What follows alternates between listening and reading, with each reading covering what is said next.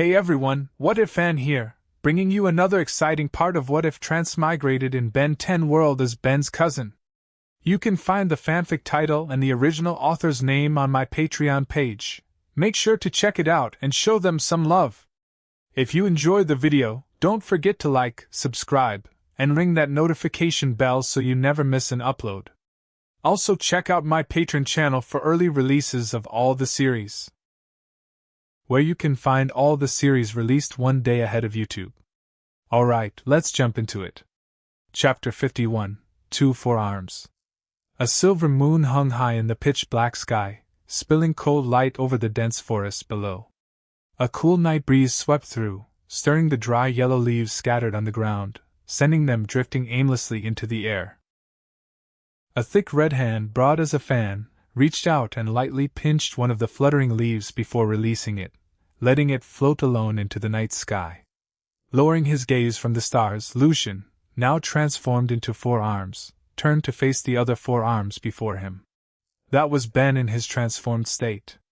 Unlike Lucian's 4 arms, Ben's Omnitrix emblem was on his arm, while Lucian's rested squarely in the center of his chest. It was a unique feature brought about by the recalibrated Omnitrix. And since Lucian's was older, his 4 arms form appeared noticeably stronger and more imposing. At the moment, Lucian was guiding Ben through the traits of different alien heroes.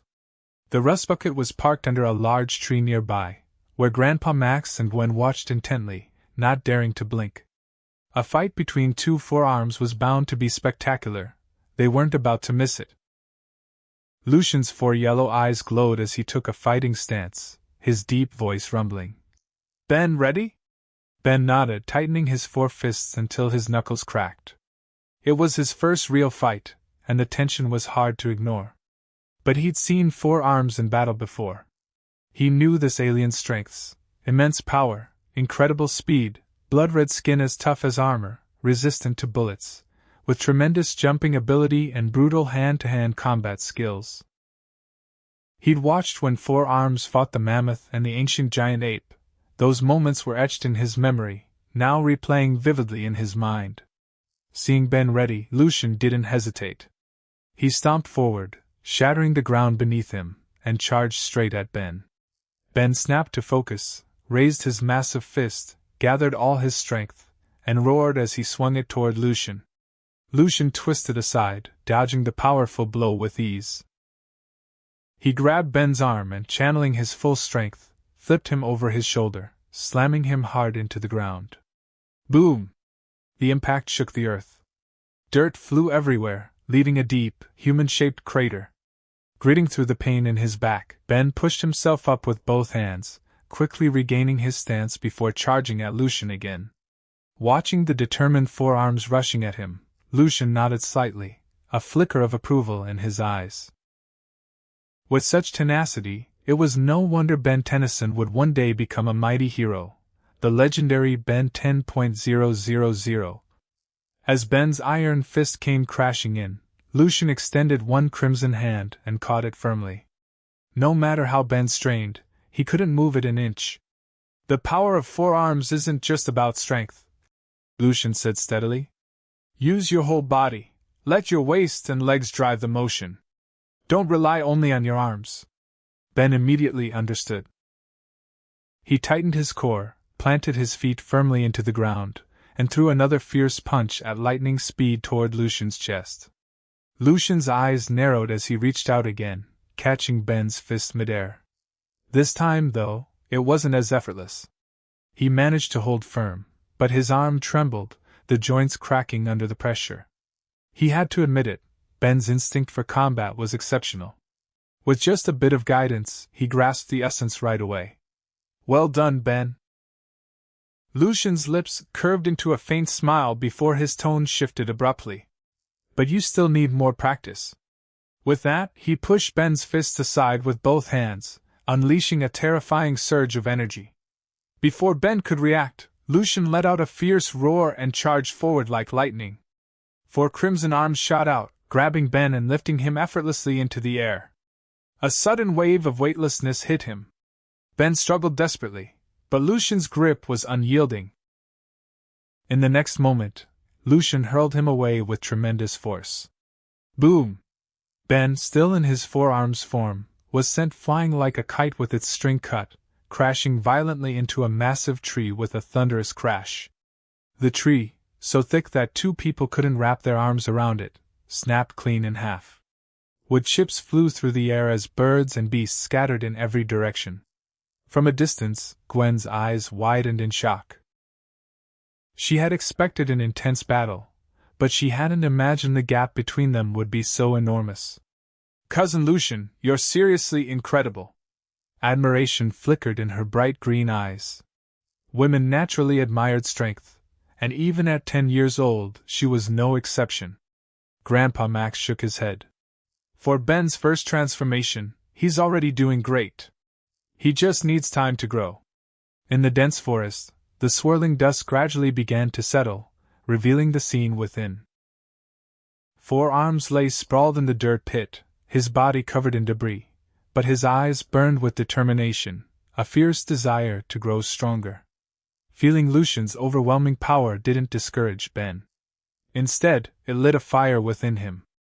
A deep, unshakable resolve to become stronger took root in his heart. Beep beep beep. The Omnitrix emblem on his arm began to flash, glowing bright red before reverting Ben to his human form. Thud thud. Heavy footsteps approached as Lucian, still in his forearms form, extended his powerful arms and pulled Ben up from the crater. Lucian not only possessed the Omnitrix calibration board but had also undergone system enhancements, extending his transformation duration to 12 minutes, 2 minutes longer than before. Awesome, cuz! Once my watch finishes recharging, we'll keep fighting! Ben shouted excitedly.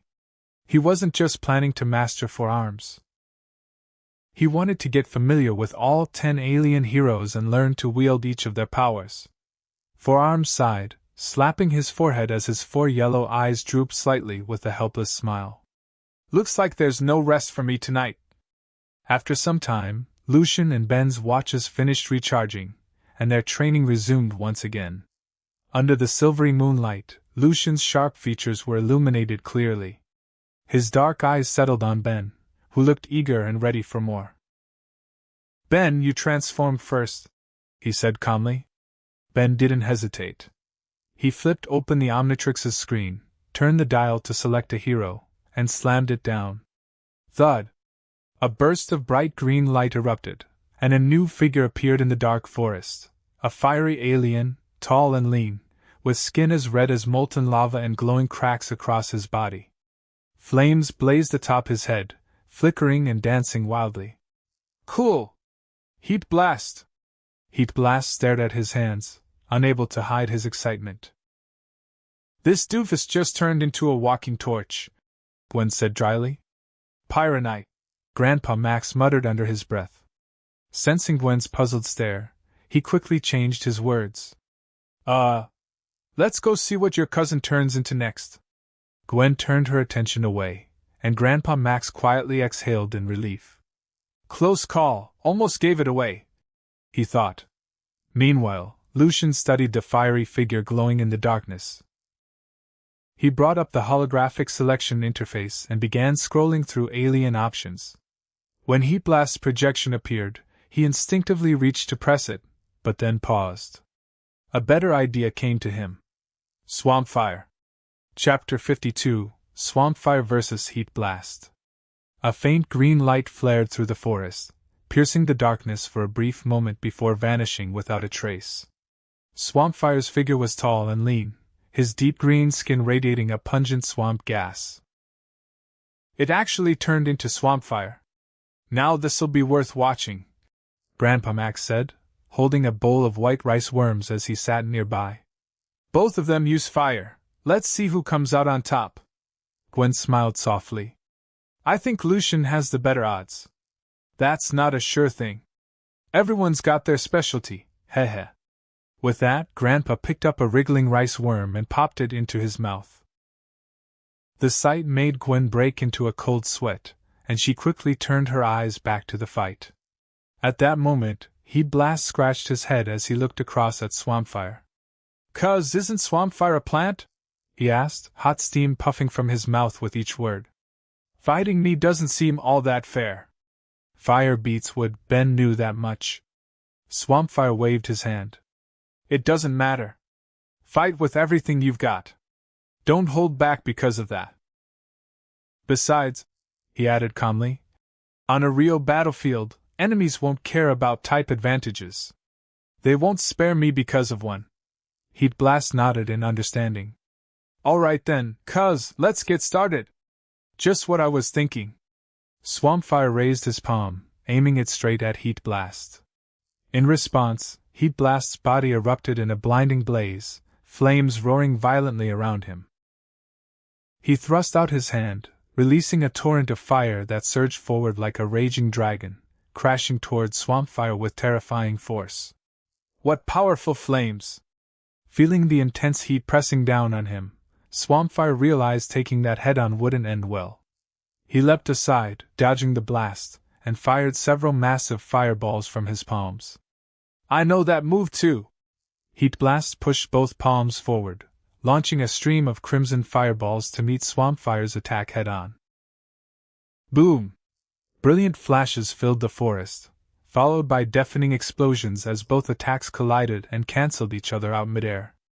Waves of heat swept through the area, bending the trees violently as if they might snap at any moment.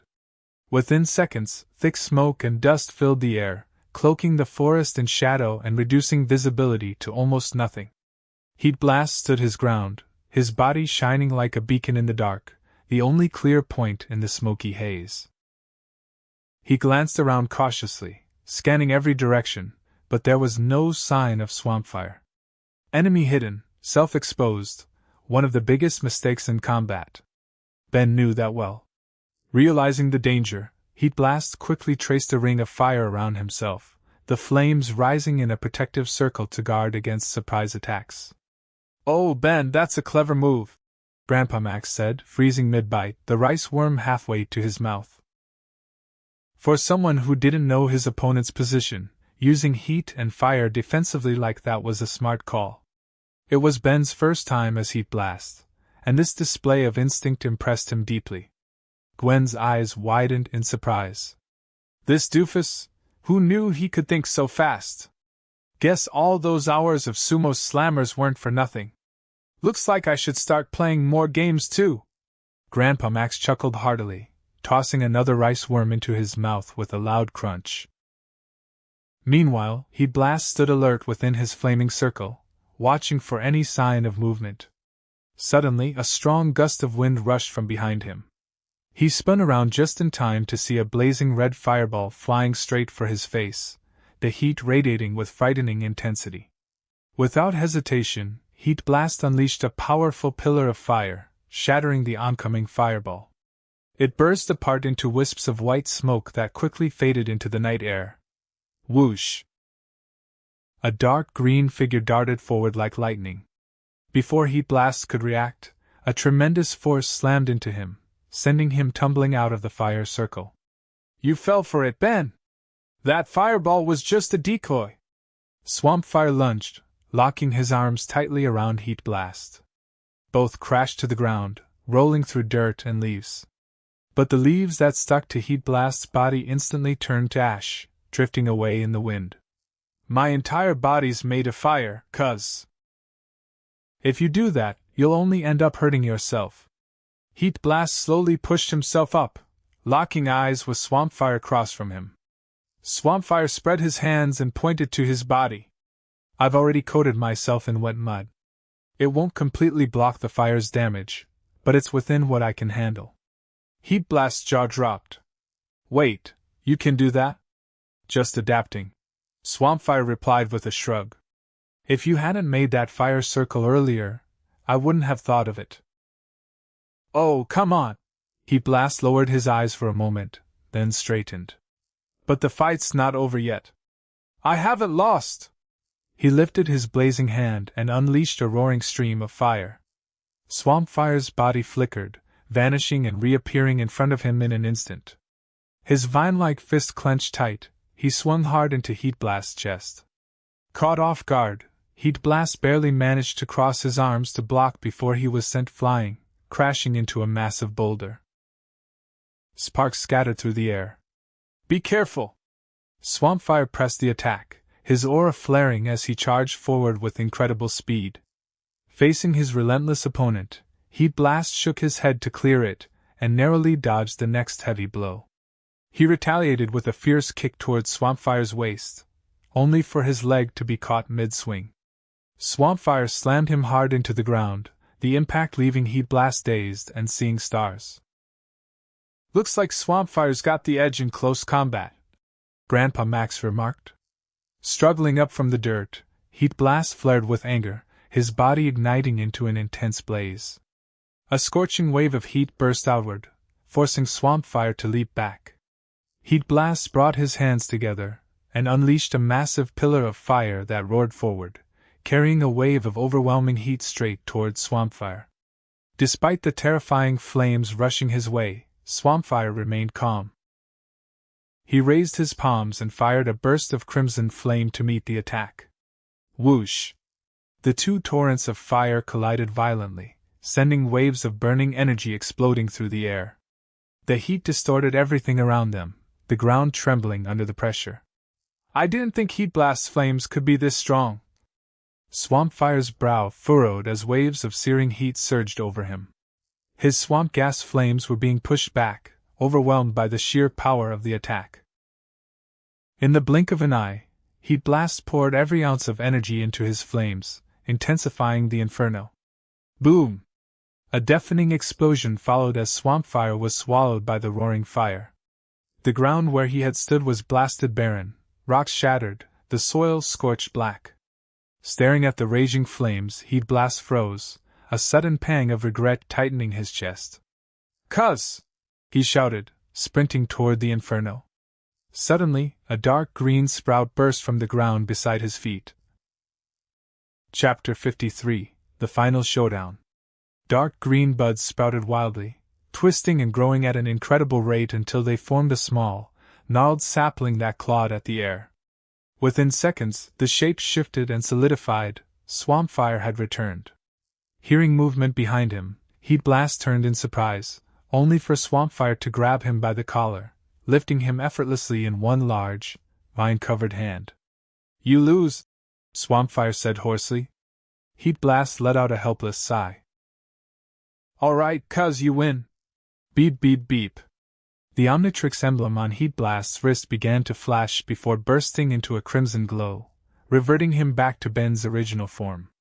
Swampfire set the dejected Ben down gently and said in a reassuring tone, "Don't be discouraged.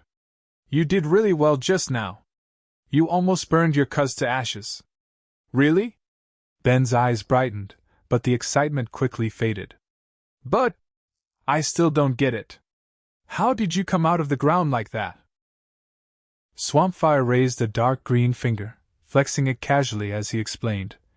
"This alien's real body is plant-based. It can release swamp gas and freely reshape its form. When you attacked as Heat Blast, I transformed into roots and burrowed underground. Then I came up right beside you. Catching you off guard was the goal." Ben's jaw dropped, his eyes filled with awe. "Whoa, that's awesome! What a powerful alien! Looks like Heat Blast doesn't stand a chance against Swampfire," he exclaimed. Swampfire shook his head. "Not exactly, Ben. Heat Blast's control over fire is impressive, but Swampfire's just more well-rounded. He's got solid healing and close combat abilities. Besides, this time you didn't really know what Swampfire could do. Next time, it won't be that easy to use the same trick." Ben nodded quietly, taking in every word. Glancing at the original Omnitrix on Ben's wrist, Swampfire suddenly had an idea. "Ben, hold out your arm." Since the replica Omnitrix had the ability to record DNA, it was worth testing whether it could absorb his genetic data. "What's up, cuz?" Though confused, Ben extended his arm without hesitation. Swampfire grabbed the Omnitrix, but there was no reaction. Not enough pressure? He tried using his claws to lightly scrape at the surface of the watch. Still nothing. "System," he thought silently. "Why can't the replica Omnitrix absorb my DNA?" Due to insufficient genetic purity, the replica Omnitrix cannot record DNA. Swampfire originates from the Methanosian species, but contains traces of host DNA, preventing direct extraction by the Omnitrix. So this method won't work after all. Swampfire sighed inwardly. It seemed the only way for Ben to unlock more alien heroes was to come into contact with real aliens. 2 minutes later, Swampfire's form shimmered and reverted to Lucian. Ben rubbed his growling stomach. I'm starving. Let's grab a midnight snack, cuz I've still got a few chocolate bars in my backpack. Lucian chuckled and walked back with him toward the rust bucket. When the two returned, Grandpa was already waiting with a grin, holding out a bowl filled with squirming white mealworms. The sight made Lucian's scalp prickle. Come, come. You two must be worn out, Grandpa said with a laugh. This is my special protein-packed late-night snack. A rare treat. In the big cities, something like this would be considered a delicacy, worth its weight in gold. Gwen smirked as she watched Ben's miserable expression. Doofus, it'll taste worse when it's cold. Better eat it while it's still fresh. Ben glared at his cousin, then looked down at the bowl of wriggling white worms with the expression of someone walking to his doom. Gwen, you should have some too, Grandpa added kindly. The grin on Gwen's face froze instantly, a twitch forming at the corner of her mouth. Grandpa, you two go ahead. I'm not hungry. Lucian let out a quiet laugh and slipped back into the rust bucket, leaving the pitiful cousins to face their feast. Once inside, a wave of fatigue washed over him. Lucian lay back on the soft bed, his eyelids growing heavy as he slowly drifted into sleep. Silence.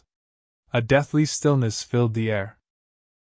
Darkness and distortion stretched endlessly in all directions, broken only by fleeting flashes of white shadows that passed by with piercing, sorrowful wails, haunting and bone-chilling. Lucian stood alone in the boundless void. He couldn't even see his own hand before his face. There was no light, no sound, no warmth. It was as if the world itself had ceased to exist, no sun, no air, no sky, no earth. Nothing but endless emptiness. Is anyone there? Lucian called out, his voice echoing faintly through the abyss.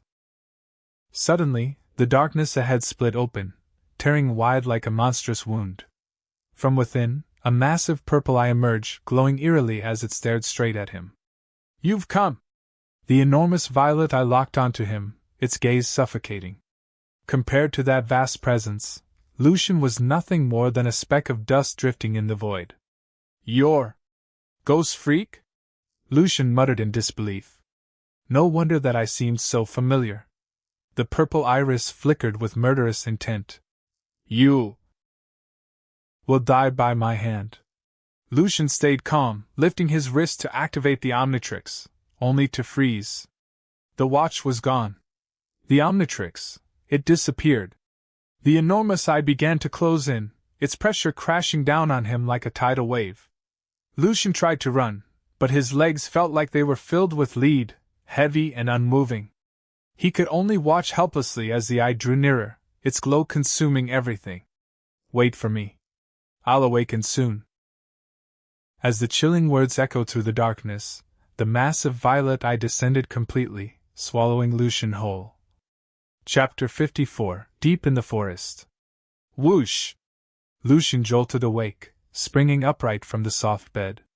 A blinding white light hit his face, stinging his eyes until he had to squint. It took him a moment to adjust. He glanced out the car window. The sun was bright, the sky clear, and the breeze gentle. Lucian let out a quiet sigh of relief. Just a nightmare. He ran a hand down his back. It was soaked in cold sweat. Even if it had only been a dream, he didn't let his guard down. His instincts told him that Ghost Freak was close to breaking free. Outside the rust bucket stretched a lush, green forest alive with birdsong and the scent of flowers. Butterflies in dazzling colors danced among wildflowers, joined by dragonflies gliding beside them, a peaceful, vibrant scene. Rumble! A green SUV roared to a stop, its tires grinding into the dirt as it kicked up a cloud of dust and gravel, shattering the calm. Several men in black masks jumped out, each armed and tense. The leader, Slick, cast a glance at the nearby rust bucket but ignored it. To him, anyone driving that rundown RV was just some harmless retiree, nothing to worry about. Listen up, boys. Slick rested an AK-47 on his shoulder. Today's mission is to catch a Maltese tiger. This species is so rare you won't find one in 10,000 tigers. Our client's offering a fortune. If we bag this little kitty, we'll never have to worry about money again. A stocky man holding a tranquilizer gun scratched his head. Boss, do we need it alive or dead? Slick's face twitched, and he glared at him. Chunk, did a donkey kick your head in? Of course alive if we can. But if it comes to it, even a Maltese tiger carcass fetches a nice price. Chunk ducked his head, mumbling like a scolded kid. But boss, Maltese tigers are a top-level protected species. If we take one, won't we? Relax, idiot. Our client bought this lead from a lumberjack who swears he saw signs of one nearby. No one else knows about this yet. Slick grinned slyly. Heh. Boss is brilliant. Chunk chuckled awkwardly. The others nodded, understanding the plan. Once everyone was ready, Slick raised his hand and shouted, "Grab your gear and move out. This mission will not fail." "Yes, sir." The group responded in unison, energized and ready. With their equipment on their backs, they followed Slick into the forest. Inside the rust bucket, Ben had his face pressed against the window, watching the poachers disappear into the dense trees. A mischievous spark lit his eyes. Time for the heroes to make their move. At the table, Gwen tapped at her laptop while explaining. The Maltese tiger is an incredibly rare creature. Intelligent, spiritual, and proud. Reports say fewer than 5 exist worldwide. And once they're captured and lose their freedom, they'll stop eating altogether until they die. We can't let those poachers succeed, Grandpa said firmly. Lucian nodded slightly. Good. This'll be a perfect chance for Ben to get some field practice. No matter how great one's talent, true strength only comes through real combat experience. With everyone in agreement, they packed up and headed deeper into the forest. Beneath the towering canopy of lush trees, a powerful tiger lay sprawled on the ground, gnawing at the carcass of a moose. Its coat, a blend of black and blue, gleamed with a bright sheen, radiating an almost spiritual vitality. At that moment, it feasted with relish, savoring its recent conquest. Rustle! Suddenly, movement stirred in the nearby grass. The Maltese tiger's ears twitched, and it sprang instantly from the elk carcass. It growled low, baring bloodied fangs as it scanned its surroundings warily. Unbeknownst to it, 30 meters behind, a silver needle-like glint flashed through the grass. Chunk's bulky frame lay concealed in the emerald grass, a tranquilizer gun in hand, aimed squarely at the Maltese tiger's hindquarters. Kitty, kitty, time for your shot, heh heh. Chunk murmured softly, then pulled the trigger, firing a silver streak of light. Whoosh! A thick tranquilizer dart, carrying a chilling aura, shot toward the Maltese tiger like a deadly silver serpent, its fangs bared, moving at lightning speed. Almost simultaneously, the Maltese tiger leaped sideways, narrowly evading the tranquilizer dart. It bared its sharp fangs and let out a thunderous roar, scattering birds in all directions and sending beasts trembling, frozen in fear. The Maltese tiger sprang up, its claws leaving deep gashes in the ground as it charged toward Chunk's position, roaring furiously. Whoosh! Whoosh! Whoosh! Suddenly, several more tranquilizer darts shot fiercely from other directions, all targeting the Maltese tiger. The Maltese tiger growled lowly, weaving through the trees, dodging every single tranquilizer dart in succession. It then abandoned its attack on Chunk, accelerating at full speed and fleeing deep into the forest. Slick couldn't sit still any longer. He burst out from behind a large tree, waving his arms. Damn it! What the hell are you lot doing? Not a single shot hit! Get your asses moving and chase it down! The others scrambled frantically, crawling out from their hiding spots in different directions. "Boss, you fired too," Chunk remarked quietly. Slick pounded his chest in fury. "Cut the crap! Everyone chase him! If we don't catch that Maltese tiger, none of you eat tonight!" No sooner had he spoken than Chunk, without a word, grabbed his tranquilizer gun and charged deep into the forest. His speed left the others trailing behind him silently impressed. Good grief, was this some hungry spirit from a past life come back to haunt us? But Slick quickly snapped back to reality and led the others in hot pursuit. Following the trail, the group gradually reached the deepest part of the forest. Towering trees stood all around, their heights piercing the clouds and blocking out the sunlight above. Soon, a dimly lit cave appeared ahead. Green vines cascaded down its entrance like a waterfall, obscuring their view. Slick sneered coldly. "This beast won't get far now." Once he captured this Maltese tiger, he'd rise to prominence, transforming from a commoner into a noble. At Slick's command, Chunk and the others, weapons in hand, slowly entered the gloomy opening. After an unknown amount of time, a terrifying tiger's roar erupted from within the cave. The Maltese tiger, several syringes stuck in its body, staggered and struggled its way out of the cave. An excruciating numbness instantly engulfed its entire body, slowing its steps to a crawl. Seeing this, Chunk and the others immediately gave chase from behind.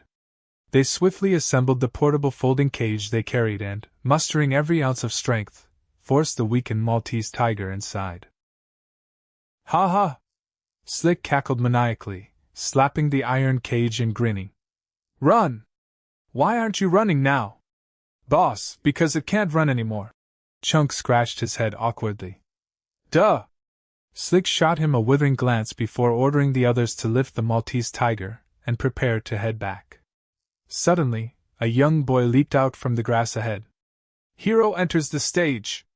Ben Tennyson stood straight back before the poachers, hands on hips. Silence fell over the group, the atmosphere turning awkward. Slick snorted coldly, snarling. "Kid, get the hell out of here or I won't be polite!" "Release the tiger," Ben declared fearlessly. "Move aside!" Slick snatched an AK-47 and aimed it directly at Ben. "Looks like the wise man has come down from the mountain to set things straight." Ben pressed his watch, rapidly switching modes. "You bunch of losers, let the superhero teach you a lesson!" Boom! Deep within the forest, an intense green light erupted. Chapter 55, Clean Sweep in 2 or 3 Strikes. As the light faded, a burly, muscular man suddenly appeared where the little boy had been standing. With 4 arms and 4 eyes, his skin a blood-red hue, his body covered in bulging muscles like a fierce wild bull, he was incredibly robust. The sight made Slick's eyelids twitch violently, nearly causing him to drop his weapon. But battle-hardened, he suppressed his fear and shouted hoarsely. "Quick! Shoot! Kill this monster!" Click, click, click. At their leader's command, the poachers raised their guns, all aimed at the 4 arms. "Seems you won't back down until I show you what I'm made of." The 4 arms clenched his fists, then thrust his legs forward, charging fiercely toward the poachers. In the nearby grass, Gwen watched anxiously, her eyes fixed on the commotion outside. "I wonder if that doofus can handle those people." Grandpa ruffled Gwen's hair reassuringly. "Don't worry. Ben isn't as fragile as you think. He'll handle this just fine. Poachers are weak fighters. Ben has transformed into 4 arms. Dealing with them won't take much effort," Lucian stated calmly. Since the opponents were merely ordinary men with guns, he felt confident letting Ben handle it, especially since this was Ben's first real combat experience. Meanwhile, the sound of gunfire and angry shouts echoed from ahead. Slick gripped his high-caliber AK-47, his finger locked on the trigger, as he unleashed torrential bursts of bullets. Carried by immense kinetic energy, the bullets screamed toward the 4 arms. The others followed suit, unleashing their most intense firepower. A terrifying hail of bullets instantly enveloped the 4 arms form. Rat-a-tat-tat. Dense clusters of bullets struck the four-arms body with frenzied force, producing a sound like popping beans. Yet they were deflected back, scattering onto the ground. Ordinary firearms couldn't pierce the skin of four-arms. Even certain powerful alien technologies inflicted only limited damage. You losers are in for a world of trouble! Shouldering the fierce firepower, four-arms rushed forward in a single stride, closing in on Chunk. He snatched the machine gun from Chunk's hands and slammed it hard against his knee. With a loud snap, the weapon shattered into two useless pieces of scrap metal under the brute force. Four-arms lifted the 200-pound Chunk with effortless ease, as if carrying a small chicken, his eyes blazing with savage intent. "Four-arms monster, please, please spare me!" Chunk wept in terror, nearly wetting himself. How could such a terrifying monster appear in the great forest? "I am not a four-arms monster, I am four-arms!" With that, four-arms hurled Chunk far away, slamming him into a thicket of bushes. Coincidentally, he landed not far from Lucian and the others.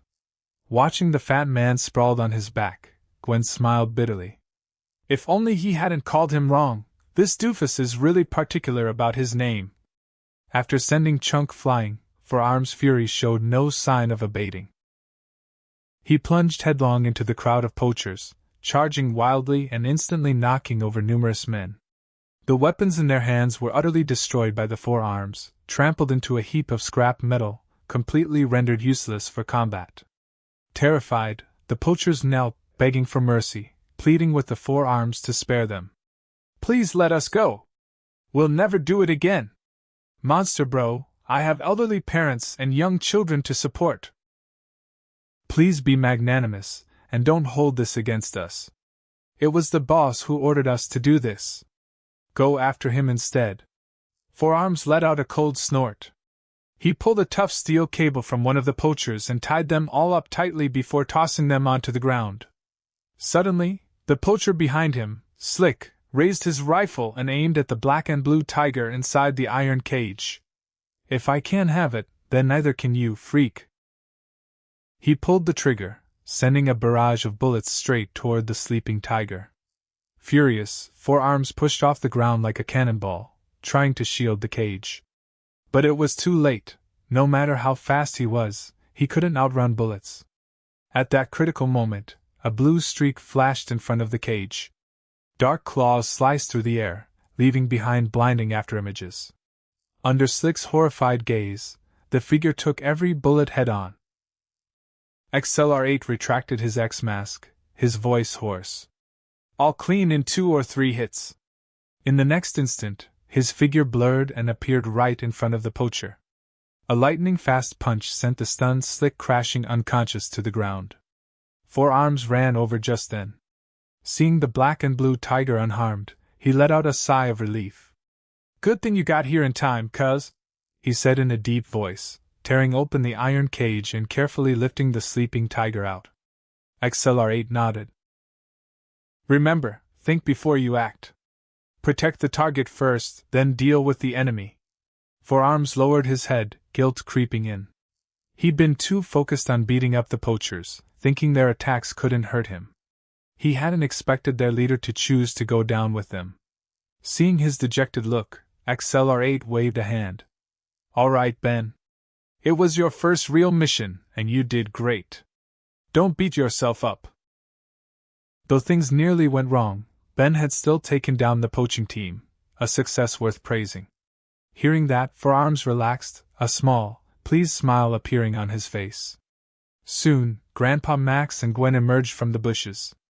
"In the end, my cuz always comes through," Gwen said, eyes filled with admiration as she looked at Lucian. Grandpa Max laughed heartily. "You both did an amazing job. In a few days, we'll head to New York Plaza. Grandpa's treating you to some fun." "Oh yeah! The new Sumo Slammers arcade launch is happening there." Four-Arms jumped with excitement, making the ground quake. XLR-8 smiled faintly, saying nothing.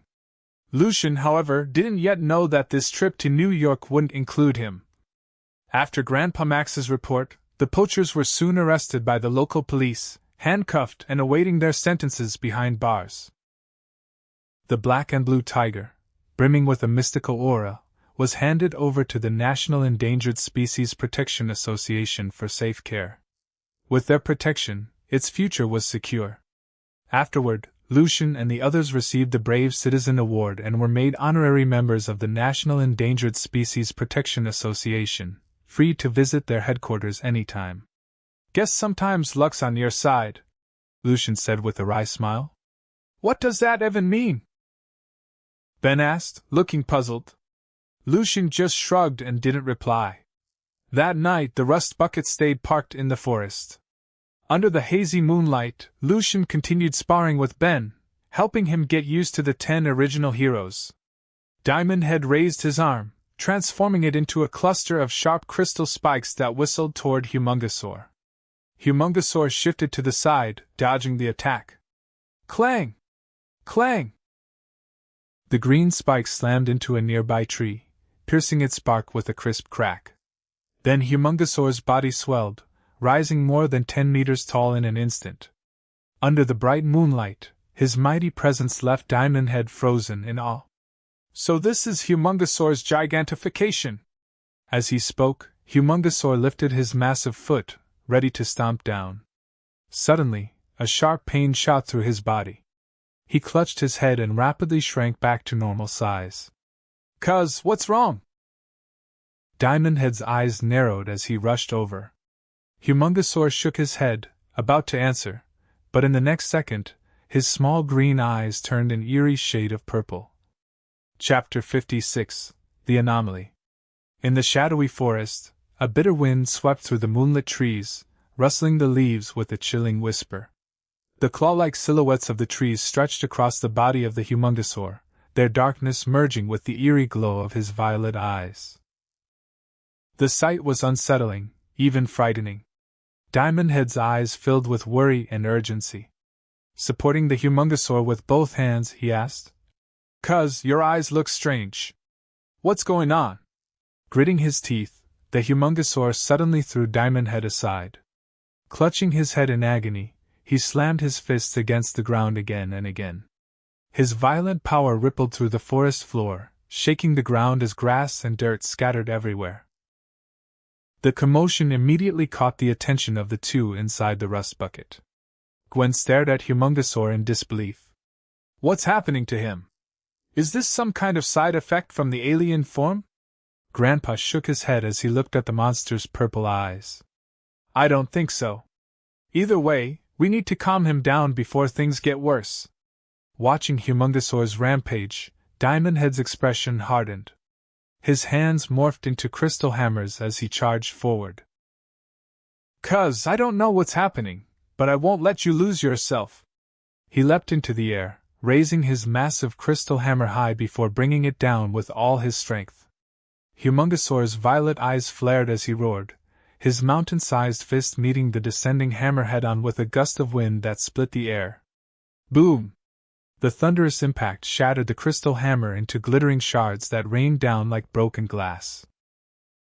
The force blasted Diamond Head backward, slamming him hard into a towering tree and shaking loose a storm of leaves. "What power?" Diamond Head muttered, staggering to his feet, staring in disbelief. "Roar!" Humongosaur crushed the ground beneath his feet and charged forward with a deafening roar. "Aqua Arrow!" Gwen chanted swiftly, releasing a surge of water that shot through the air and struck Humongosaur square in the chest. But it only burst into a splash of droplets, barely slowing him down. Seeing the unstoppable beast, Diamond Head reshaped his hands into sharp spikes and charged again. "Cuz, wake up!" He dodged a massive punch and countered, driving his crystal spike into Humongosaur's abdomen. The creature howled in rage and pain, then swung its tail with crushing force, sending Diamond Head flying. He hit the ground hard, rolling through the mud before falling still. Humongosaur's violet eyes glowed brighter, his body wreathed in a chilling aura as he lumbered toward the fallen Diamond Head. Sensing danger, Gwen began chanting another spell, summoning a swirling mass of water that took the shape of a ferocious dragon. "Water Dragon Soul!" she cried, sweeping her hand forward. The water dragon roared, its body twisting with fluid power before hurling itself at Humungosaur. Boom! The impact was immense. The raging water dragon slammed into Humungosaur's back, knocking him off balance and sending him stumbling forward under its crushing force. "Ben, quickly trap him with your crystals!" Grandpa Max shouted. This was their best chance to take down the Humungosaur. Hero time! Diamond had struggled to his feet, raising his hand toward the Humungosaur. From beneath the ground, a towering mountain of crystals surged upward. Boom! The massive crystal formation slammed into the Humungosaur's jaw, sending him flying backward like a broken kite. He crashed heavily to the ground and lay there, face down, unmoving. Seeing this, Grandpa Max and Gwen both let out a sigh of relief before hurrying over to check on him. To be safe, Diamond had used his crystals to bind the Humungosaur's limbs. "Is he going to be okay?"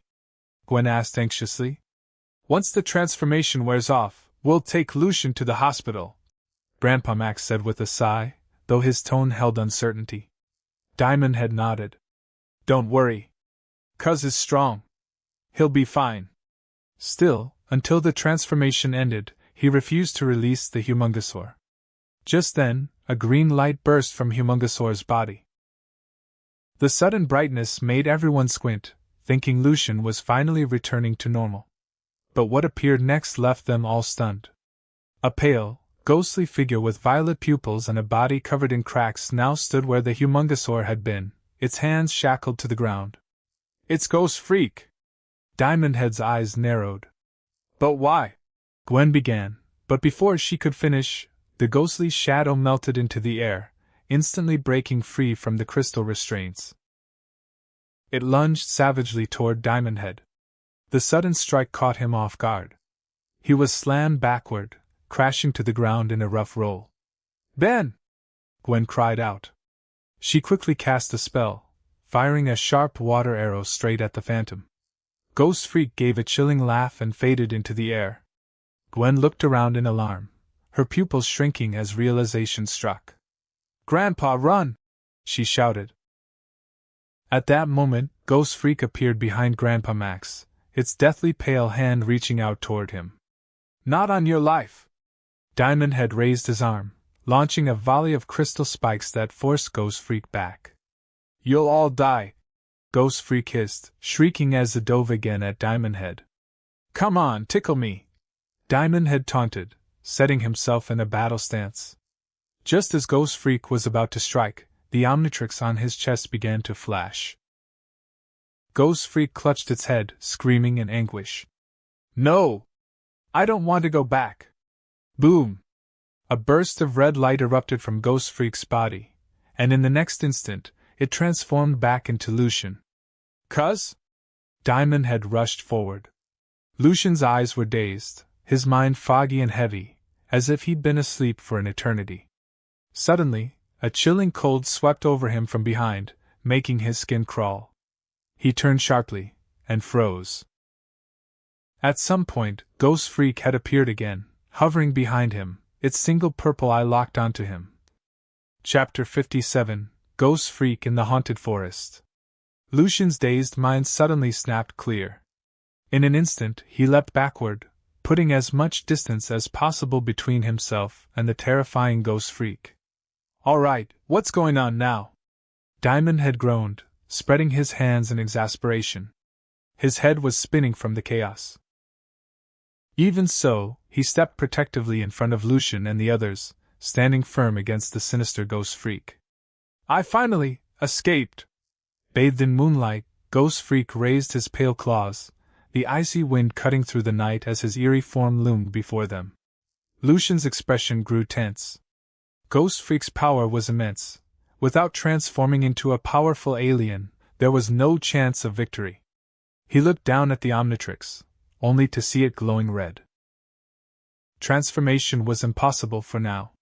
Grandpa Max frowned deeply as he watched the detached specter. "An ectoneurite, this isn't good." Gwen shivered, glancing nervously at Lucian. "Cuz, what's going on? Why did Ghost Freak break free?" "Because Ghost Freak's DNA can develop an independent consciousness." Lucian sighed helplessly. Actinurites, naturally malevolent, ghost-like aliens, could regenerate from even a single cell, forming a new consciousness to bring themselves back to life. Diamond Head snorted coldly, showing not a trace of fear. "Hey, you ugly ghost! Get back inside where you belong, or I'll make you regret it!" He pointed directly at the ghastly pale specter. "Oh? And what exactly are you going to do about it?" Ghost Freak sneered. Diamond Head crossed his arms. "What else? If you don't crawl back where you came from, I'll beat the crap out of you!" Ghost Freak's laughter echoed hoarsely through the forest, its grating tone making everyone's ears ache. "Beat me?" His single eye glowed with icy fury. "Today, every one of you will die by my hand. This is bad," Lucian thought, his stomach sinking. Sure enough, Ghost Freak's body began to twist and change. The pale layer of skin tore apart under his sharp claws, revealing his true form within seconds. An inverted skull, gleaming fangs, and a single eerie purple eye glared out. His body shifted from white to dark violet, his skin riddled with jagged cracks that pulsed with a sinister glow. Under the moonlight, his long, razor-sharp claws shimmered with cold menace. "Breaking free feels incredible!" Ghost Freak howled, his raspy laughter cutting through the night. "Finally, I'm out of that watched prison!" Diamond Head scoffed. "So what? I can just shove you right back in." Ghost Freak's laughter stopped cold. His single eye narrowed, locking onto the defiant Diamond Head. "Kid, I've put up with you long enough," he hissed. "Then come beat me up." With that, Diamond Head kicked off the ground like a cannonball, his arms morphing into jagged spikes as he charged straight at Ghost Freak. "Ben, come back!" Lucian shouted, reaching out. But it was too late. Diamond Head had already reached his target. He swung his crystal spikes in a blinding arc, their sharp edges flashing under the moonlight. Ghost Freak's form blurred, dodging effortlessly. In the next instant, his massive bone claw slammed into Diamond Head's chest. Diamond Head grunted in pain, the force hurling him backward. He crashed into a thick cypress tree, shattering it in two before hitting the ground hard, unconscious. Who would have thought two Omnitrixes would appear at the same time? Truly astonishing, Ghost Freak murmured. I wonder what Azimuth would think if he found out. At those words, Grandpa Max's expression changed instantly. You know Azimuth? He clenched his fists, his gaze flickering with unease. Oh? Looks like you know him too. Ghost Freak chuckled darkly. That guy took my DNA. How could I not know him? Once I deal with you all, I'll claim both Omnitrixes. Then no one in the universe will be my match. If that's what you think, you're dead wrong. Grandpa Max shook his head, his gray hair glinting faintly under the moonlight. Out there in the vast universe, there are countless beings far stronger than you. Your plan will never succeed. Then let's find out. Ghost Freak twisted, his form wreathed in a dark, sinister aura as he flew straight toward Lucian. One Omnitrix first. Don't you dare hurt my cousin! Gwen stepped in front of Lucian, summoning a roaring blue water dragon that tore through the air toward Ghost Freak. Ghost Freak dodged to the side, narrowly evading the ferocious blast. He had no intention of taking a magical attack like that head-on. You're all looking for death, Ghost Freak hissed, charging again. Lucian pulled out his portable blackboard, unfolded his crystal hoverboard, and leapt onto it in one swift motion. He powered it up, soaring away at full speed to lure Ghost Freak off their trail. But Ghost Freak was far too cunning. He immediately saw through Lucian's intent. With a chilling grin, he suddenly shifted course and lunged toward a startled Gwen. Faced with the hideous creature, Gwen hastily conjured a transparent bubble of water around herself. Rip! Ghost Freak's bone claws shredded the barrier instantly, the bubble bursting into mist that scattered into the air. Grabbing Gwen by the arm, Ghost Freak shouted toward Lucian above. Try to run again, and I'll kill her right here! Lucian froze midair, body rigid. He turned toward Ghost Freak, a faint gleam flashing in his eyes, there and gone in an instant. Unnoticed, Grandpa Max had quietly crept up behind Ghost Freak. Raising the shard of crystal in his hand, he thrust it hard toward the creature's skull.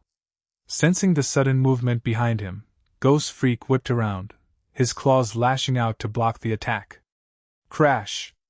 The crystal fragment in Grandpa Max's hand shattered instantly, the sharp crack echoing through the dark forest. The next moment, a monstrous force slammed into him, sending him flying. He crashed onto a patch of grass, groaning as he struggled to move. Grandpa! Gwen screamed, trying to rush over, but Ghost Freak's grip tightened, holding her fast. Tap, tap! Diamond Head, having recovered, burst forward with tremendous power, his aura blazing as he charged straight toward Ghost Freak. Insolent wretch! He raised his arm, forming a massive crystal spear, ready to hurl it. You'd better not move. Ghost Freak's cold voice cut through the air as his bone-white claws clamped around Gwen's throat, pressing just enough to draw a bead of blood. One wrong move, and he'd rip it open. Diamond Head clenched his fists, fury blazing in his eyes, but he couldn't act. Lucian sighed softly as he descended from above, dismissing the crystal hoverboard before striding forward toward Ghost Freak. Let her go, and the Omnitrix is yours, Lucian said calmly, his face filled with unshakable resolve.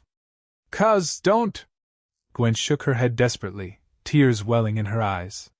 She couldn't believe he would risk his life for her. No, cuz, run! Diamond Head protested, then turned toward Ghost Freak. I have an Omnitrix too. Take mine and let them go. Ghost Freak sneered. Don't worry. Both of your Omnitrixes are mine. I'll get to you soon enough. You! Diamond Head's fists trembled. He wanted nothing more than to charge in and smash this alien freak into the ground. Ghost Freak tightened his grip on Gwen, motioning for Lucian to approach. His meaning was clear: try anything, and she'd die instantly. Lucian's expression didn't waver as he walked forward. Cuz, forget about me. Just go! Gwen cried, tears spilling down her cheeks. She didn't want him to die for her sake. Gwen, I'm your cousin. How could I ever abandon you? Lucian said firmly, his eyes filled with quiet determination. But deep down, he already had a plan. Ghost Freak let out a chilling laugh. How touching! Such moving family affection, I could almost cry. Come on then! Lucian stepped closer. But first, let my cousin run. I don't trust you not to change your mind. No problem. Ghost Freak released Gwen, and lunged straight at Lucian. Chapter 58, The Chain Plan. You're going back on your word. Lucian spun around and bolted, feigning anger and panic. In truth, he was trying to draw Ghost Freak's attention and lead it away. Deep down, Lucian knew Ghost Freak would never play fair. Anyone who tried to negotiate with it would end up dead. Ghost Freak let out a chilling laugh, gliding swiftly after him. Watching the two figures disappear into the distance, Gwen froze in shock. She hadn't expected things to turn out like this. But she quickly snapped out of it, took a deep breath, and forced down her fear before sprinting after Lucian.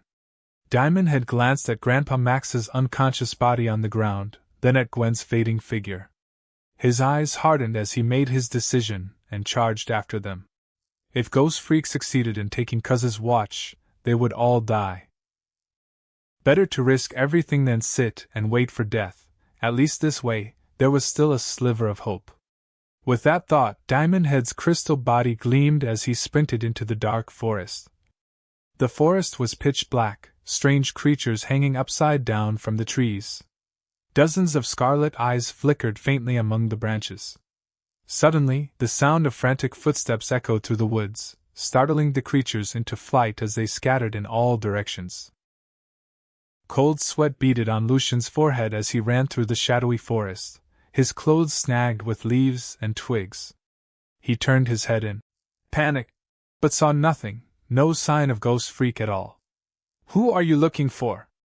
A raspy voice came from behind. Lucian didn't turn around. Instead, he bolted forward again, widening the distance between them before finally spinning around to face Ghost Freak, who hovered in the air. What's wrong? Not running anymore? Ghost Freak's single violet eye locked onto him. That's right. I'm done running. Lucian pulled out the small blackboard, unfolding the crystal hoverboard beneath his feet. Because I'm flying away. Ghost Freak's expression twisted in alarm. He'd already seen how fast that thing could move. It was far too quick to catch. The moment Lucian stepped onto the crystal hoverboard, Ghost Freak's fury exploded. His form blurred into a streak of purple light as he darted toward Lucian at incredible speed. Don't even think about escaping, you miserable earthling! As he spoke, Ghost Freak raised his sharp white claws, charged with dark, chilling energy, and slashed down at the hoverboard. He intended to shred the cursed board to pieces, then seize Lucian's body and claim the Omnitrix for himself. Lucian's lips curved faintly upward. This guy took the bait. He stomped hard, activating a hidden trigger.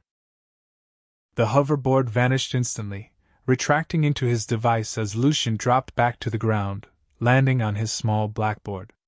Under Ghost Freak's twisted glare, Lucian raised his wrist and thrust the Omnitrix toward the incoming claws. Ghost Freak's eye widened, but his momentum was too great. He couldn't stop. Boom!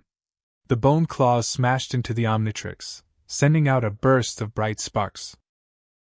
A pulse of green energy exploded outward, blasting Ghost Freak backward with a piercing scream as his body flickered violently. Lucian was thrown back as well, crashing into a patch of grass but managing to escape serious harm. You dare trick me! Ghost Freak roared, his purple eye blazing with murderous rage. Didn't see that coming, did you? The real show's just starting. Lucian smirked coldly, glancing down at the Omnitrix. It was glowing green again. The moment Ghost Freak grabbed Gwen, Lucian had already set his plan in motion. He'd faked his resolve to die, making Ghost Freak think victory was certain. Then, he'd used its own brute force to trigger the Omnitrix's defense mechanism. Now, he could transform again. Hand over the Omnitrix! A wave of icy energy erupted from Ghost Freak, shaking the trees as the forest rustled in the cold wind. If you want it, Lucian said evenly, come and get it. He slammed his hand down on the Omnitrix, its holographic projection flaring to life in a ghostly green glow. He switched to Swamp Fire and struck the core. Boom! A blinding light filled the forest, piercing through the darkness before fading away. When it cleared, a small alien stood beneath the moonlight, its body shaped like a battery, crackling with arcs of green electricity. Lucian looked down at his glowing, electric hands, a grin spreading across his face. Buzz Shock! Last time, he had deliberately let Buzz Shock capture him to extract its DNA, and now it seemed the process was complete. In terms of combat ability, Buzz Shock was no weaker than Swampfire. No Zidanian, Ghost Freak spread his cold, skeletal claws. Before you fully mature, I must destroy you! Buzz Shock laughed gleefully, raising his small hand as a surge of lightning burst forth. The electric current slithered like a vivid green serpent, streaking toward Ghost Freak at astonishing speed. Ghost Freak failed to dodge in time and took the full hit squarely to his body, letting out a piercing scream. You wretch! He immediately dissolved into a ghostly mist, retreating into the endless darkness. Buzz Shock transformed into a streak of lightning, crackling as he zipped through the air in pursuit, scanning the shadows for Ghost Freak's presence. Soon, he found something. A faint trace of chaotic dark energy hidden in the tall grass. The aura was weak, but Buzz Shock caught it instantly. With a wicked grin, he gathered a violent storm of electricity and hurled it down. The powerful blast struck hard, forcing Ghost Freak out of hiding as he glared at Buzz Shock with venomous rage. Just as Buzz Shock prepared to press the attack, Gwen arrived from the side, Diamond Head close behind her. My strength hasn't fully recovered yet, Ghost Freak hissed. But this isn't over. Seeing the situation turn against him, he twisted his eerie form and fled swiftly into the distance. Buzz Shock let out a high-pitched screech before transforming into a streak of brilliant green lightning, shooting after him. Watching them disappear once more, Gwen stopped, panting heavily. They're just too fast.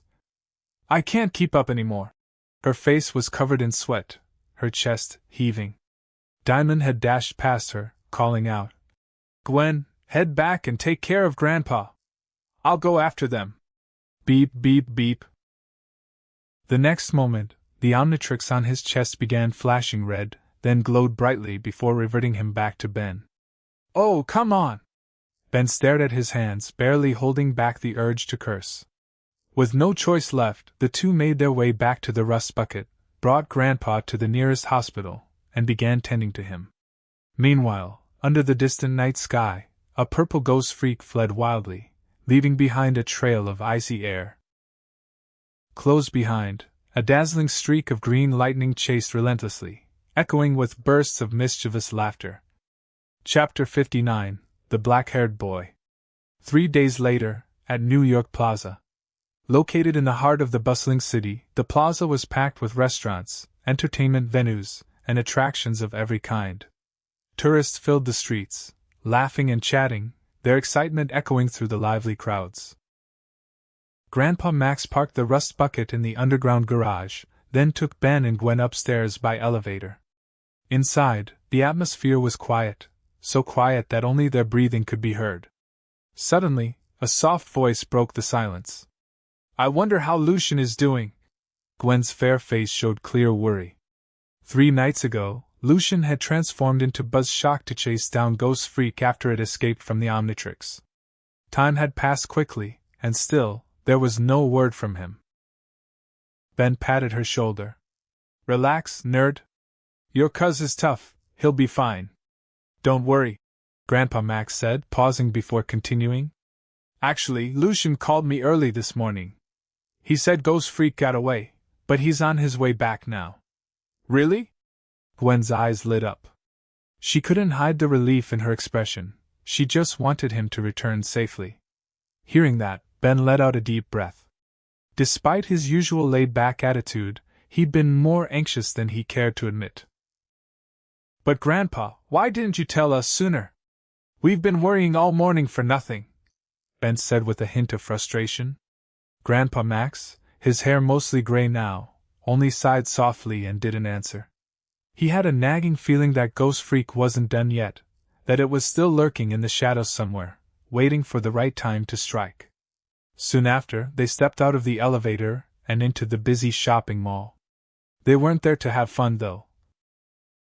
They only needed to pick up some supplies. About half an hour later, Grandpa led them to the checkout counter. Suddenly, Ben, who had looked half asleep all morning, perked up as his eyes went wide with excitement. "Doofus, what is it?" Gwen followed his gaze. A towering, bald bodyguard wearing dark sunglasses stood like a human wall at the entrance of a high-end arcade. Inside, a crowd of stylish young men and women were cheering, completely immersed in their games, basking in the thrill of leveling up and winning battles. "It's the new Sumo Slammers arcade launch!" Ben exclaimed, barely able to contain himself.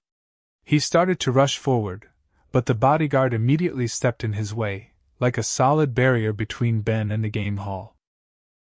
"Please present your VIP pass," the bodyguard said flatly, a faint glint reflecting off his sunglasses. "Ben, stop fooling around. We're not done shopping yet." Carrying several bags, Grandpa Max headed straight toward the exit.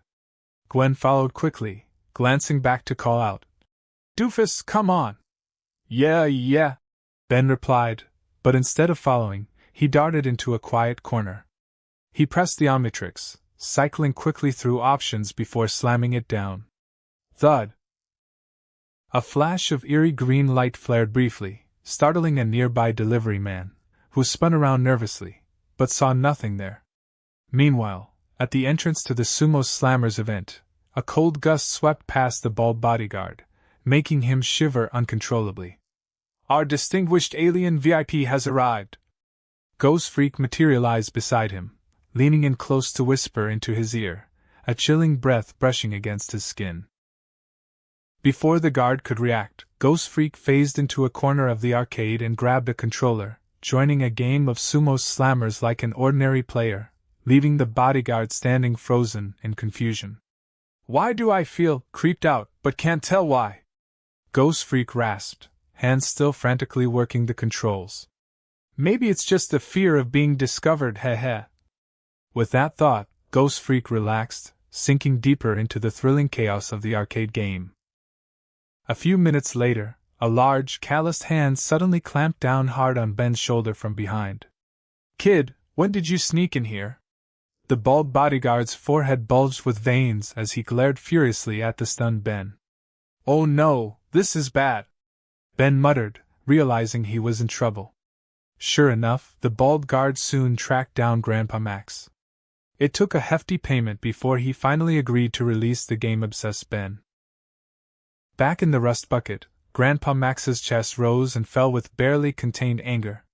He had spent days worrying about Lucian's safety, barely sleeping at all, and now Ben had caused yet another problem. But he was still his grandson. Forcing his temper down, Grandpa Max steadied his tone and said slowly, Ben, your behavior today really disappointed me. Oh, come on, Ben groaned, slapping his forehead. I just wanted to play one game. It's not like it was a big deal. How was I supposed to know the bald guy would freak out like that? That only made Grandpa's fury boil over again. Listen carefully. For the next 2 weeks, no comics, no video games. That's your punishment. The words hit Ben like a slap. He frowned, stepping closer to protest. That's not fair. Not fair? Grandpa shot back. You trespassed into a private area. How is that fair? Standing nearby, Gwen looked between the two of them, unsure what to do. Excuse me. But before she could finish, both turned toward her with the same scolding glare and snapped in unison. This doesn't concern you. Gwen sighed, backing off in defeat. Grandpa then pointed sharply at Ben's Omnitrix. That watch was given to you by Lucian. Its purpose is to help others, not for selfish fun or reckless behavior. Ben's expression stiffened, then he retorted. I know that. But it's not like I've done anything wrong. And I've used it for good stuff too. I saved that rare Maltese tiger last time. What's wrong with doing something for myself once in a while? Grandpa's aging eyes blazed with anger. I don't care. For the next 2 weeks, you stay put. You're not going anywhere. You're not my dad. Ben snapped, slamming the door as he stormed out, leaving the RV in heavy silence. Watching him disappear, Grandpa sighed and said wearily to Gwen, Go after him. Make sure he stays out of trouble. Yes, Grandpa. Gwen nodded and ran off after Ben. The arcade was dim and chaotic, filled with smoke and flashing lights. Punks with dyed hair and messy styles loitered everywhere, their faces marked by cocky, rebellious grins. Ben stood alone in front of a Dino Clash arcade machine. But just as he dropped in a coin and got ready to play, bright red letters suddenly flashed across the screen. Game over! Game over? Ben stared in disbelief. What? I didn't even get to play. What a scam! A green-haired punk with a shiny earring sauntered by, smirking at him. Kid, if you come to dump your money in a dump like this, that's on you, he said mockingly. Then why else would anyone come here? Ben shot back. To pick up girls, obviously. The punk laughed, throwing an arm around a flashy-looking girl beside him before swaggering out the door. Ugh, whatever. Ben sighed, slumping like a deflated balloon. Already irritated after getting chewed out by Grandpa, this just made his mood worse. Then a calm but confident voice sounded nearby. He's right. You shouldn't be here playing games. Ben turned toward the voice and saw a black-haired boy, clothes torn and worn, leaning lazily against another arcade cabinet. This place is such a rip-off, Ben grumbled. Yeah, the boy said with a smirk. But to me, it's a money tree. Chapter 60, Best Brothers. Hearing that, Ben looked utterly confused and couldn't help blurting out. Wait, what are you? You're telling me you can make an arcade machine spit out money? Exactly. The black-haired boy raised his hand, resting it casually on the arcade cabinet, a sly smirk curling his lips. Here, I'll treat you to a game. Zzzt. A blinding bolt of electricity surged from the machine, crackling up his arm. At the same time, coins began spewing out of the coin slot in a silver cascade, clattering to the floor like a rainstorm of money. Ben stood frozen, completely dumbfounded. After a long pause, he finally managed to speak. "Dude, that's awesome! How'd you do that?" He'd seen plenty of weird stuff before, but never anything like this. Making a game machine vomit coins on command? That was next-level crazy. Simple. I can absorb the energy of anything I touch and release it however I want. The boy's tone was cocky, his expression full of defiance. "Name's Kevin. The cash on the ground's yours." "Thanks. I'm Ben." Ben crouched down, reaching for the pile of coins. He planned to play to his heart's content and teach this rip-off arcade a lesson. Just then, Gwen came running up behind him. "Ben, don't. That money isn't ours," she said urgently, trying to stop him before he got carried away. "It is now," Ben said, grinning as he scooped up a handful of coins, his eyes sparkling with excitement. At that moment, Kevin's eyes darted towards something behind Ben. His expression shifted slightly. "Gotta bounce. Catch you later." He waved a hand casually. "Wait. Let's hang out later," Ben called after him, eager to befriend this cool, easygoing guy. But before he could say more, a powerful shove knocked him aside. "Move it, kid!" A red-haired punk with spiked hair swaggered in, flanked by a group of goons, all glaring menacingly at Kevin. Caught off guard, Ben stumbled and hit the floor, instantly fuming. The redhead smirked, shoving his hands in his pockets as he sauntered up to Kevin. Well, Kevin. Didn't think I'd see you out here. What, taking a break from being a little battery at home?" The jab drew a roar of laughter from the onlookers. Kevin's expression darkened. "Dev, what do you want? You trashed our secret base, and now you've got the nerve to ask?" Dev sneered, then barked an order to his lackeys. "Get him! Teach this electric freak a lesson!" Kevin's eyes sharpened. He reached toward a nearby arcade machine, but before he could make contact, the thugs lunged, grabbing and yanking him back. "Trying to drain some juice? Not happening!" Dev seized Kevin by the collar, glaring down at him. Ben, having just gotten back on his feet, saw the scene unfold. "Hero time!" he declared, raising the Omnitrix. "Ben, no. If Grandpa finds out, he'll flip." "Kevin's trouble. We should just go," Gwen pleaded. "He helped me out. I'm helping him." Without hesitation, Ben dashed behind the arcade machines, slammed down the Omnitrix, and vanished in a burst of emerald light. A flash of blue streaked across the arcade. XLR8 had arrived. Surrounded by the gang, Kevin had nowhere to run. Panic flickered across his face. A hulking thug with rough, dark skin and a face full of scars stepped forward, cracking his knuckles. "You're done for, freak." He raised a massive fist and swung straight for Kevin's face. Kevin tried to dodge, but two other goons pinned his arms, holding him in place. "No!" The dark fist loomed large in Kevin's vision, then stopped short as a blue blur slammed into the thug like a hurricane. What the hell? The big guy turned pale, staring at the swirling afterimages spinning around him. The other thugs froze, backing away in fear and confusion. "Time to go." XLR8's voice came out sharp and low as he sent the big thug flying, crashing into an arcade cabinet with a heavy thud. The sight of the alien sent the rest of the gang screaming, scrambling toward the exit. "Not so fast." XLR8's grin widened.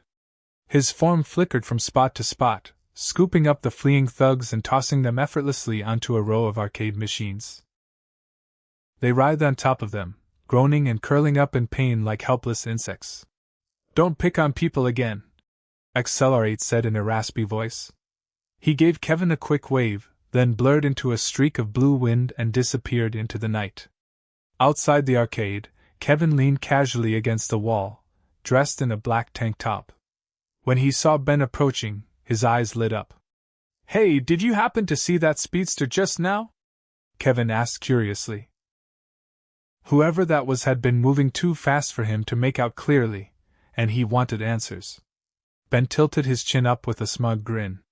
He's called XLR8. He's my best pal. Cool. Think I could meet him again sometime? Kevin's eyes gleamed with interest. Ben, we should head back. Grandpa's gonna worry if we're too late. Gwen cut in suddenly. Before Ben could respond, Kevin's gaze shifted toward her. Is that your girlfriend? He asked blankly. Ben's eyes went wide, and he waved his hands in exaggerated disgust. Oh, come on! Who'd date a nerd like her? She's my cousin. Kevin nodded slowly, finally pulling his eyes away. Wanna hang out around New York, bro? He said, extending his hand. Ben hesitated only for a second before grinning mischievously and clasping Kevin's hand. Let's go, bro, he said eagerly. After the scolding he'd endured that morning, the sudden camaraderie hit differently. It felt like real brotherhood. Watching them leave, Gwen just sighed and shrugged before heading back toward the rust bucket. By evening, the two had slipped quietly into a warehouse. Using his powers, Kevin effortlessly cracked open a sealed crate, pulled out a box of game cartridges, and tossed one to Ben. The newest Sumo Slammers release. No VIP pass needed this time. Kevin smirked. To him, any problem solvable with powers wasn't really a problem. Awesome! Ben hugged the cartridge tightly, eyes glowing with excitement. Crash! Suddenly, the glass window beside them shattered. Tear gas canisters clattered through the opening, rolling across the floor toward them. That wraps up this part of What If Transmigrated in Ben 10 World as Ben's cousin. Thanks so much for listening. As always, new parts drop every 4 days, so be sure to stay tuned. Also check out my Patreon channel for early releases of all the series, where you can find all the series released one day ahead of YouTube. If you enjoyed the video, don't forget to like, subscribe, share it with your friends, and please consider supporting the original author as well. See you in the next one.